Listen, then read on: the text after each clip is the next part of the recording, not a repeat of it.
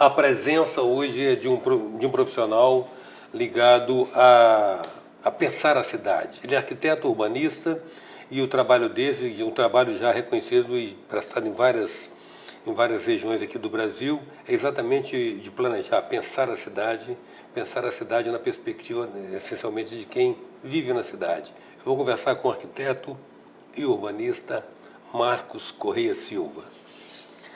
Marcos, cidades humanas inteligentes virou um mantra da moda agora, quando se dispõe a cidade para arranjar a cidade para promover de fato qualidade de vida, né, para os seus habitantes.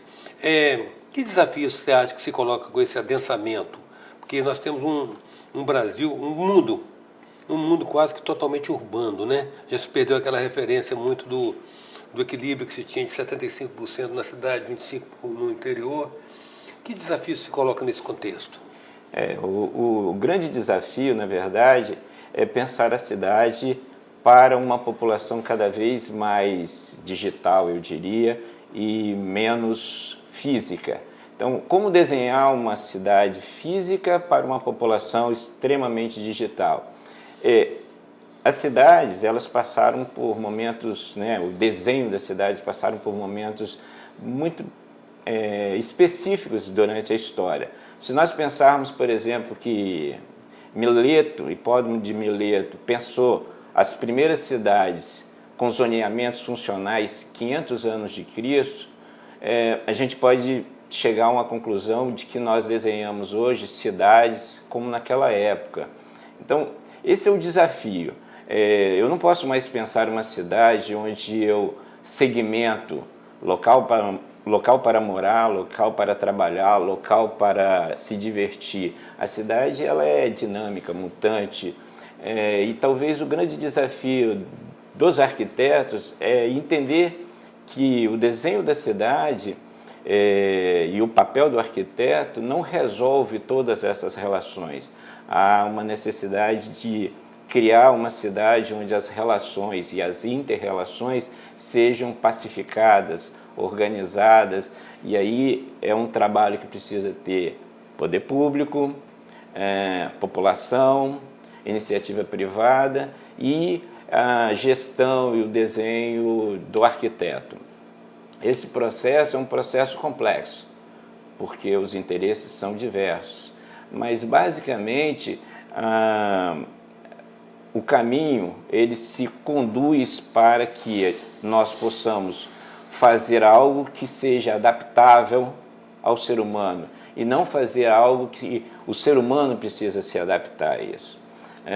As cidades foram desenhadas e pensadas, as principais cidades hoje, muito em função da circulação.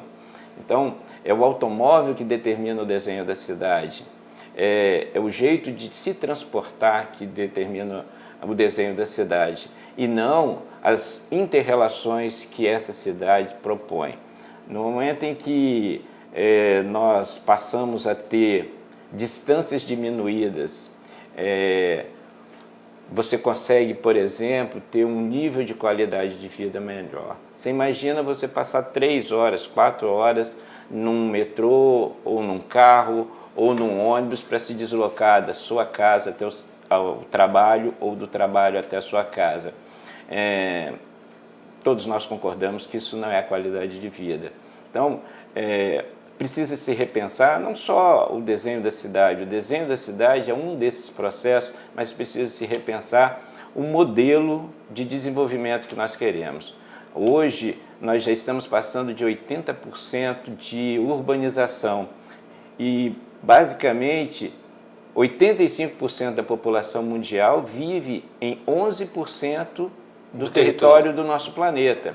Então, como colocar 85% da população mundial, isso já está aí na casa de 6 bilhões e tanto, em um território tão pequeno, sem que isso provoque tudo isso que nós vivemos nas nossas cidades, né? Trânsito, conflitos, poluição, um uso irracional do nosso tempo. Então, é preciso um novo modelo. Quando a gente pensa em cidade inteligente, humana e criativa, a gente pensa numa cidade que olha para o ser humano, que decide pelo ser humano.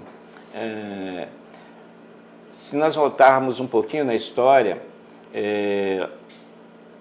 o modelo urbano, a preocupação com o planejamento urbano, ele passa a ser algo relevante a partir da Revolução Industrial. As cidades europeias, elas estavam nesse momento extremamente poluídas, eram cidades insalubres, sujas, eram cidades onde não havia iluminação, as casas, as construções eram coladas umas nas outras, isso provocou, todo mundo conhece essa história, um dos maiores desastres da humanidade. A peste negra matou grande parte da população europeia. E esse modelo, ele começa a ser repensado não pelos urbanistas primeiro pelos sanitaristas, isso é importante de se dizer. Então, naquele momento, começa a se pensar numa nova cidade que seja mais saudável, e quem capitania esse processo são os sanitaristas, né? Por quê? Porque eu preciso fazer agora uma cidade mais saudável. E aí começam-se as regras de aumentar as vias, espaçar as construções, vãos de ventilação e iluminação para que o sol entre nessas casas, e esse processo ele vai evoluindo. Só que em determinado momento nós optamos pelo transporte, pelo automóvel, e essa opção pelo automóvel determinou aí uma mudança estrutural das cidades, né? E essa cidade agora ela é uma cidade muito mais esparsa e ao mesmo tempo muito menos humana, eu diria. E o nosso processo agora é de reverter essa situação, criando cidades onde o ser humano seja o centro. Ok. A presença hoje é do arquiteto e urbanista Marcos Corrêa Silva. A gente volta já. Voltamos com a presença do arquiteto e urbanista Marcos Corrêa Silva. Marcos, eu gostei da rebobinada que você deu aí no processo histórico. Remonta lá o hipódromo de Mileto, passa pela Constituição, pela intervenção dos sanitaristas já no século XVIII, né? No século XIX, e deságua nessa visão hoje que a gente tem das cidades que estão sendo pensadas. Existe lei agora federal que estabelece não só a realização do plano diretor municipal, como sua revisão decenal. Você mora aqui em Vila Velha. Sim. Qual a sua visão do que deve ser feito aqui em Vila Velha? Sua visão de cidadão. Claro, pergunta difícil. Sou um apaixonado por Vila Velha, nasci aqui, moro aqui desde então, e acho que nós temos um potencial incrível. Vila Velha é uma cidade que tem um potencial turístico enorme, que tem um território que precisa ser melhor ocupado, e eu acho que o processo ele vem não só de uma visão mais ampla e mais a longo prazo, mas também de uma contextualização do que nós estamos fazendo agora. Então, por que eu digo isso? Porque a gente precisa optar por uma cidade criativa. E a cidade criativa, ela passa eminentemente por uma visão criativa dessa cidade. Por que as pessoas procuram uma cidade para visitar? Pelo diferencial dela. E aí nós precisamos encontrar e catalisar esse processo, catalisar esses potenciais. Nós temos aqui o Convento da Penha, nós temos aqui a Prainha, com toda aquela riqueza histórica, nós temos muito potencial. E eu acho que, partindo disso, a gente consegue remodelar o processo de expansão para que essa cidade seja cada vez mais criativa e humana. Você acha que Vila Velha, exemplo de todas as demais cidades brasileiras, precisa se resolver melhor com relação ao carro? Sem dúvida, sem dúvida. Vou te dar um exemplo bem simples. Quando você vai para o sul de Vila Velha, pela Rodovia do Sol, até pouco tempo essa era uma via que tinha um fluxo razoável, você saía daqui até do centro de Vila Velha até, por exemplo, Ponta da Fruta, fazia esse trajeto em 15 minutos, 18 minutos. Hoje você não consegue fazer mais isso, porque uma via que foi pensada para determinado fluxo, ela agora tem que atender um volume muito maior.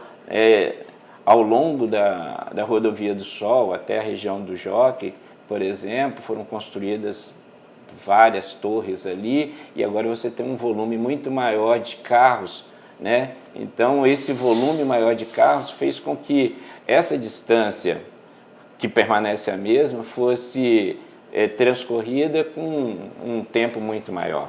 Cada vez mais na urbe, a distância é medida agora pelo tempo, não é pelo espaço, né? É o tempo de deslocamento que gasta. Exatamente. Impressionante, para andar às vezes 2 quilômetros, o que em situação normal você faria em curto espaço de tempo, hoje.